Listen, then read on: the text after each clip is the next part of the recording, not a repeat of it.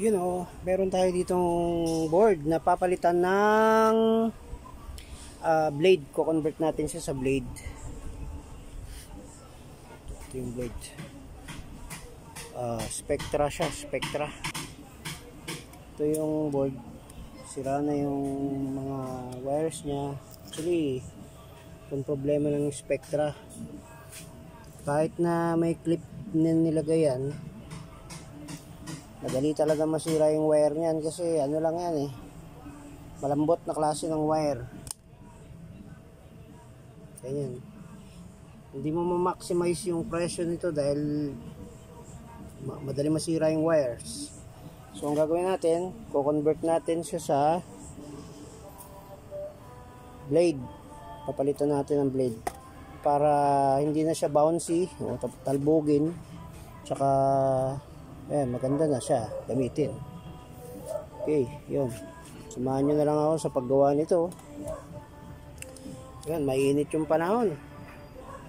Grabe, sobrang init ngayon. Ito ko sa gawaan ko. Sobrang init.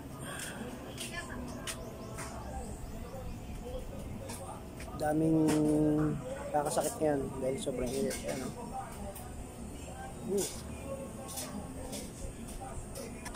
Yan, gawa muna tayo ng board.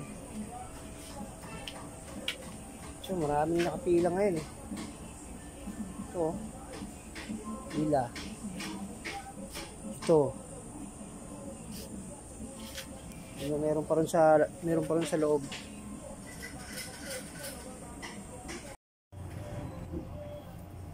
Tanggalan natin yung niya. Yung diamond wire niya na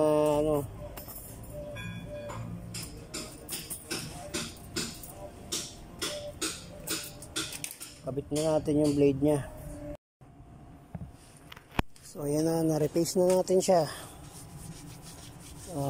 Nalinis na rin natin, na-repaste na. Lagay na natin yung blade niya. Ito. Sasalpak na natin yan. So ayan na nga, naikabit na natin yung blade niya. Hindi pa natin yan binaon lahat. May para madali siyang kulayan. May babanggaan yung paintbrush mo pagka kinulayan mo. Mamaya natin ibabaon yan lahat pagka tapos na. Pag natapos na siya na pinturahan. Yan, kulayan na natin. Okay. Yan. Tapos na natin yung red. Mamaya tirahin natin yung green. Yan, tapos na rin yung green natin. Okay, black na tayo, black. Tapos kakabit na natin yung balls.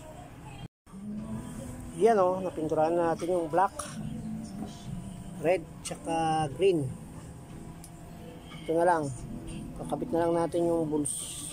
Tapos lulubog natin ng konti yung wire, yung blade. Kasi hindi pa gaanong kalubog yan. Okay. Yan na, nakabit na natin yung balls nya. Is na lahat. Na-convert na.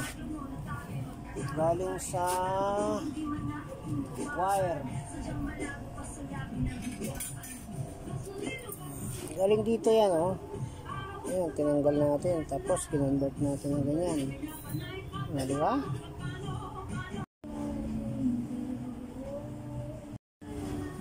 Tapos na.